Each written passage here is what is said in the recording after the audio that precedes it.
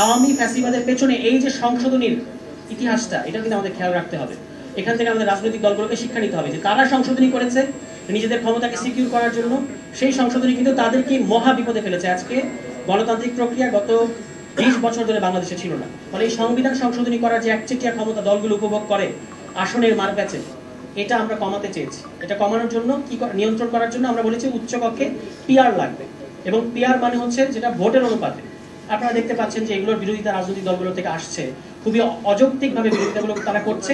এবং এর সাথে আবার এই যে এখন যুক্ত হয়েছে আরপিওতে নতুন একটা জিনিস এসছে যে আপনাকে নিজের মার্কায় জোট করেন, সমঝোতা করেন, যাই করেন, নিজের মার্কায় আপনাকে ইলেকশন করতে হবে। এই যে আপনি যদি আরেকজনের মার্কায় করেন তাহলে কিন্তু আপার হাউসে আপনার দলে কোনো রিপ্রেজেন্টেশন থাকবে না। থাকবে? আপনি যদি ধানের শীষে করেন, আপনি যদি দাঁড়িপাল্লায় করেন, তাহলে আপনার যে একটা মার্কা আছে আপনার তো আপার হাউসে রিপ্রেজেন্টেশন থাকবে না। ফলে এই যে ছোট ছোট দল, কোট আনকোট ছোট ছোট দল বলা হয়, তারা যে আপার হাউসে পিআর চায় না, এই কারণে চায় না, কারণ তারা জানে যে তারা একটা আসন চায় বড় দলের কাছে। একইভাবে বড় দল তারা যে আপনার আপার হাউসে পিআর এর ব্যাপারে একমত হয় নাই, এটার কারণও কিন্তু এখানেই নিহিত। তারা জানে যে তাদের জোট সঙ্গীরা যদি ধানের শীষে, যদি দাঁড়িপাল্লায় বিলীন হয়ে যায়, তাহলে কিন্তু আর 51% যে লাগবে, এই 40%-এর পরে বাকি 11%-এর গ্যাপ কিভাবে তারা মেটাবে?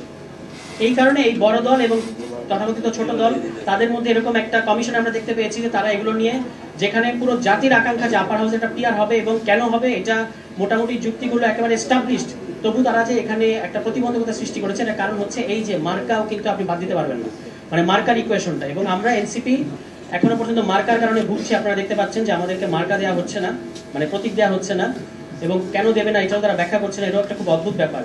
যাই হোক, এই যে সংবিধান সংশোধনী, এই কারণে আপার হাউসে পিআর এর কথা আমরা বলেছি। দ্বিতীয় কথা হচ্ছে সাংবিধানিক পদগুলোতে, সাংবিধানিক এবং রাষ্ট্রীয় পদগুলোতে নিয়োগ দেওয়ার ক্ষেত্রে প্রধান নির্বাহীর যে অন্যায্য হস্তক্ষেপ, এটা বন্ধ করতে হবে।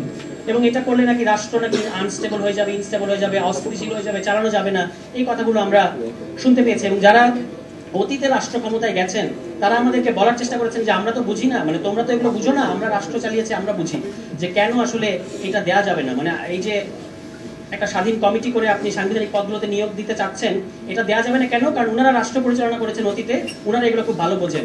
আপনারা ভালো বোঝেন দেখেই 53 বছরে বাংলাদেশ রাষ্ট্র এখানে এসে দাঁড়িয়েছে। কিন্তু এই যে আমরা বলছি যে এই সাংবিধানিক পদগুলোতে, যেটা আপনার কাজই না, প্রধান নির্বাহীর কাজই তো এটা না যে সাংবিধানিক পদগুলোতে নিয়োগ দেবে, এইটা আপনি কেন আপনার কাছে রাখতে চাচ্ছেন? এবং এটা যদি সংবিধানে লেখা থাকে, সমস্যাটা কোথায়? এটা গেল 2 নম্বর ব্যাপার। 3 নম্বর ব্যাপার হচ্ছে সবচেয়ে গুরুত্বপূর্ণ ব্যাপার হচ্ছে শান্তিপূর্ণ ক্ষমতা হস্তান্তরের রূপরেখা। আপনারা জানেন, যারা সাংবাদিক আছেন আপনারা জানেন যে আমরা শান্তিপূর্ণ ক্ষমতা হস্তান্তরের একটা পূর্ণাঙ্গ রূপরেখা আমাদের দলের পক্ষ থেকে কমিশনকে দেওয়া হয়েছে। এবং এই শান্তিপূর্ণ ক্ষমতা হস্তান্তরের রূপরেখার কেন দরকার? কারণ যতবারই ক্ষমতার পালাবদলটা আসে, বাংলাদেশ একটা সহিংসতার মুখে দাঁড়িয়ে যায়। আপনারা দেখেছেন কিছুদিন আগে একজন সরকারের একজন উপদেষ্টা, দায়িত্বশীল একজন উপদেষ্টা, তিনি পর্যন্ত বলতে বাধ্য হয়েছেন যে রাজনৈতিক দলগুলো সহিংসতার জন্য মুখিয়ে আছে। এবং এটা কিন্তু বাস্তব যে পৃথিবীর বিভিন্ন দেশে এই ধরনের ট্রানজিশনের মুহূর্তে যখন ঐক্যমত্য আসে না, সবাই যার যার জায়গাগুলোতে অনড় থাকে, তখন সংঘাত অনিবার্য হয়ে দাঁড়ায়। ফলে আমরা এই সংঘাত চাই না। আমরা বাংলাদেশকে কোনো ইজিপ্ট কিংবা মধ্যপ্রাচ্যের কোনো দেশের যে পরিণতি সেদিকে নিতে চাই না। আমরা একটা পিসফুল ট্রানজিশন চাই উইথ এই রিফর্মগুলো সহ, এবং সেটা ফলোড বাই একটা সুষ্ঠু নির্বাচন।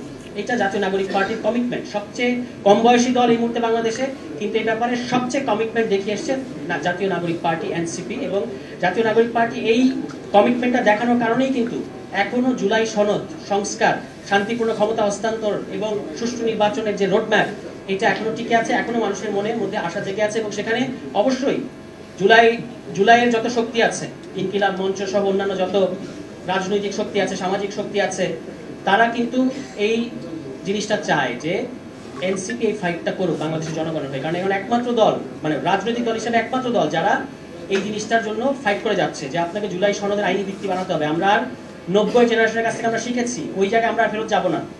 কিন্তু রাজনৈতিক দলগুলো আমাদেরকে, মানে প্রচলিত বা প্রভাবশালী বড় বড় রাজনৈতিক দলগুলো ওখানেই বারবার নিতে চায়, এবং এটাকে একটা ফাঁপা দলিল কিংবা ফাঁপা প্রতিশ্রুতি বানাতে চায়। এটা নাগরিক পার্টি বানাতে দেবে না। কারণ নাগরিক পার্টি যারা গঠন করেছে, যারা এটার নেতৃত্বে আছে, তারা বাংলাদেশের ইতিহাসটা জানে, তারা বাংলাদেশের ইতিহাস থেকে শিক্ষা নিয়েছে, এবং অদূর ভবিষ্যতে বা এখন আমরা যে ডেমোক্রেটিক ট্রানজিশনের মুখে দাঁড়িয়ে আছি, এটাকে আমরা আর কোনো অনিশ্চয়তার মুখে ঠেলতে চাই না। এটা হচ্ছে নাগরিক পার্টির ফাইট, এবং এই ফাইট আমরা করব।